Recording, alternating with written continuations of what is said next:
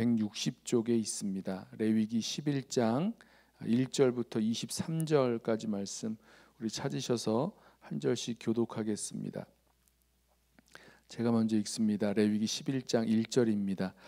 여호와께서 모세와 아론에게 말씀하여 이르시되 이스라엘 자손에게 말하여 이르라. 육지의 모든 짐승 중 너희가 먹을 만한 생물은 이러하니 모든 짐승 중 굽이 갈라져 쪽발이 되고 새김질하는 것은 너희가 먹되 새김질하는 것이나 굽이 갈라진 짐승 중에도 너희가 먹지 못할 것은 이러하니 낙타는 새김질은 하되 굽이 갈라지지 아니하였으므로 너희에게 부정하고 사반도 새김질은 하되 굽이 갈라지지 아니하였으므로 너희에게 부정하고 토끼도 새김질은 하되 굽이 갈라지지 아니하였으므로 너희에게 부정하고 돼지는 굽이 갈라져 쪽발이로 돼 새김질을 못함으로 너희에게 부정하니 너희는 이러한 고기를 먹지 말고 그 주검도 만지지 말라. 이것들은 너희에게 부정하니라. 물에 있는 모든 것 중에서 너희가 먹을 만한 것은 이것이니 강과 바다와 다른 물에 있는 모든 것 중에서 지느러미와 비늘 있는 것은 너희가 먹되 물에서 움직이는 모든 것과 물에서 사는 모든 것 곧 강과 바다에 있는 것으로서 지느러미와 비늘 없는 모든 것은 너희에게 가증한 것이라.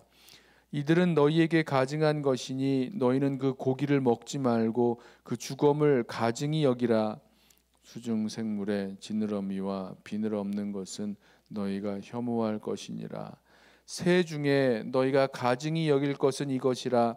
이것들이 가증한즉 먹지 말지니 곧 독수리와 솔개와 물수리와 말똥가리와 말똥가리 종류와 까마귀 종류와 타조와 다흐마스와 갈매기와 샘의 종류와 올빼미와 가마우지와 부엉이와 흰 올빼미와 사다새와 너새와 황새와 백로 종류와 오디새와 박쥐니라. 있고 네 발로 기어다니는 곤충은 너희가 혐오할 것이로되 다만 날개가 있고 네 발로 기어다니는 모든 곤충 중에 그 발에 뛰는 다리가 있어서 땅에서 뛰는 것은 너희가 먹을지니 곧 그 중에 메뚜기 종류와 배짱이 종류와 귀뚜라미 종류와 팥중이 종류는 너희가 먹으려니와. 함께 읽습니다. 오직 날개가 있고 기어다니는 곤충은 다 너희가 혐오할 것이니라. 아멘. 레위기 말씀 묵상을 시작하면서 처음 1장부터 10장까지는 제사법에 대해서 우리가 함께 나누었습니다. 그리고 오늘 11장부터 15장까지 이 5장에서는 정결법에 대해서 우리가 나누게 되는데 오늘은 그 음식의 정결법, 무엇을 먹을까에 대해서 이 정결한 것과 또 부정한 것에 대해서 말씀해 주시는 그 기준들이 나옵니다. 먼저 이 육상동물 중에서 금지된 것, 먹지 말아야 될 것, 이 부정한 것이 무엇인지 말씀해 주시죠. 굽이 갈라지고 새김질하는 것은 먹을 수 있는데 굽만 갈라진다거나 아니면 새김질만 한다거나 그러면 두 가지를 다 해야 되는데 한 가지만 하게 되면 아니면 뭐 둘 다 못하면 다 부정한 그런 이 짐승이 되고 또 먹을 수 없는 그런 짐승이다 말씀하셨습니다. 예를 들면 소 같은 경우는 그 발에 굽도 갈라져 있고 또 새김질도 하니까 우리가 먹을 수 있지만 이 돼지 같은 경우는 그렇지가 않죠. 새김질을 못하는 그런 동물입니다. 그래서 부정한 동물이 되고 먹을 수가 없다 또 말씀을 하셨죠. 또 이제 수중 생물 중에서도 금지된 게 있었죠. 똑같이 이제 지느러미와 비늘이 있으면 두 가지가 있으면 먹을 수 있는데요. 예를 들면 뭐 붕어 같은 거 비늘이 있죠. 잉어 이런 거는 지느러미도 있고 비늘이 있으니까 먹을 수 있는데 뭐 고등어가 비늘이 있나요? 없는 것 같은데요. 근데 고등어 같은 거, 뭐 오징어 이런 거는 안 된다 말씀을 하셨죠. 또 이 하늘을 나는 이 새들 중에서 공중 생물 중에서 뭐 이렇게 기준을 말씀하진 않으셨는데 이 독수리나 솔개 같은 것은 이제 안 됩니다. 보면 이제 그 목록이 쭉 나오는데 아마도 이런 새들이 시체, 주검이나 또 피체 동물을 먹기 때문에 이 정결법상 이 부정하게 된다라고 생각이 됩니다. 먹을 수 있는 게 뭐가 있을까요? 닭고기 같은 거는 괜찮겠죠. 허용된 곤충이 있었는데요. 뭐 이 기어다니는 거 다 안 되는데 날개가 있고 또 뛰는 다리가 있는 메뚜기 같은 건 됩니다. 뭐 진해 이런 건 안 되겠죠. 자, 우리가 이제 이 정한 것과 부정한 것, 뭐 혐오할 것, 가증한 것, 뭐 이런 것들을 향한 먹지 못하는 그런 생물들에 대한 구분을 주셨는데 왜 이런 구분을 주셨을까? 여기에 대한 여러 가지 설명들이 좀 있습니다. 그 이스라엘 사람들의 그 생활 환경상 여기서 하나님께서 금지하신 생물들은 먹는 것에 있어서 이 광야 생활을 할 때 이게 비위생적이고 쉽게 상하기 때문에 이걸 하나님이 금하셨다. 뭐 이렇게 설명하기도 하고 이 짐승들, 뭐 이 새나 이 뭐 생선들 뭐 그런 것들을 이제 먹게 되면 건강상의 이유, 우리가 알지 못하지만 건강에 좋지 않은 뭔가가 들어 있기 때문에 하나님께서 이렇게 금지하셨다. 뭐 이렇게 설명을 하기도 하는데요. 대부분 이게 추측이지 모든 것을 다 설명해 낼 수는 없습니다. 어떤 것은 뭐 적용이 되지만 모든 것을 다 설명을 할 수가 없습니다.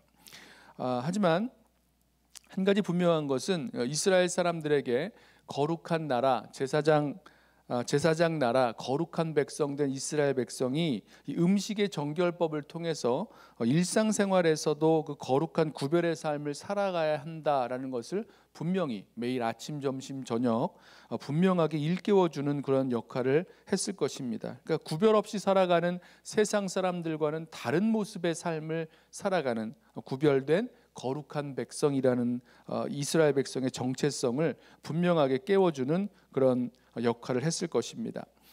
물론 예수 그리스도 안에서 이런 율법의 규정은 없죠. 의미가 없습니다. 우리 마가복음 말씀에 마가복음 7장에서 이 제자들이 씻지 않은 손으로 음식을 먹었다가 이 예수님께 이 누굽니까? 뭐 제사장 장로들이 이 장로들의 바리새인들이 장로들의 유전을 어겼다 하면서 예수님께 질문을 했죠. 예수님과 논쟁을 벌이는데 예수님 말씀하시기를 이 마음으로 들어가지 않고 입으로 들어갔다가 뒤로 나오는 것들은 사람을 더럽게 하지 않는다. 모든 음식물은 다 깨끗하다라고 말씀하셨습니다. 마음에서 나오는 악한 생각, 뭐 음란과 도둑질, 살인, 탐욕 이런 것들이야말로 사람을 더럽게 하는 거다. 뭐 분명히 가르쳐 주셨죠. 또 사도행전 10장에서 베드로가 환상을 보는데 이 하늘에서 이 뇌 귀퉁이가 잡힌 채 이 보자기가 내려오는데 거기에 담겨 있었던 부정한 것들이 있었습니다. 그걸 잡아 먹으라. 그러니까 하나님 말씀하시니까 못 잡아 먹겠죠. 이 부정한 짐승. 난 이런 거 한 번도 먹은 적이 없습니다. 그랬더니 하나님께서 하나님이 깨끗하게 하신 것을 내가 더럽다고 속되다고 하지 말아라 라고 하시는 그런 환상을 보여주십니다. 3번이나 그 환상을 보게 되고 그리고 이제 고넬료 이방인에게로 가서 복음을 전할 수 있는 그런 기회가 생겼죠. 자, 예수 그리스도 안에서 구약에서 말하고 있는 이런 음식에 있어서의 그런 정한 것과 부정한 것, 또 혐오할 것, 가증한 것 이런 것에 대한 구분은 분명히 없어진 것은 사실입니다. 하지만 이 구약 성경에서 이 레위기에서 이런 음식의 정결법을 이스라엘 백성에게 주신 하나님 백성에게 주신 그 원리만큼은 여전히 유효하죠. 여전히 우리 성도 역시 하나님의 성령이 거하시는 성전된 몸을 가지고 아무 것이나 먹고 마시는 것은 아니다라는 그런 원리와 원칙은 분명합니다. 먹고 마시는 일에 있어서도 거룩하게 구별된 성도의 삶, 그리스도인의 삶을 살아야 한다는 원칙과 원리는 여전히 저와 여러분에게도 유효할 것입니다.